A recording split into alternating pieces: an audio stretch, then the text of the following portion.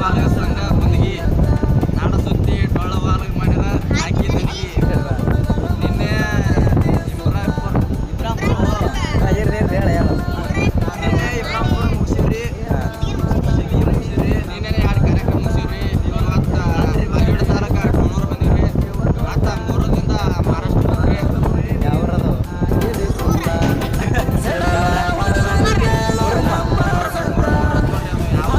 ಉಮರ್ಗ ತಾಲೂಕು ರೀ. ಇಲ್ಲಿಂದ 7 ಕಿಲೋಮೀಟರ್ ಅದ ರೀ.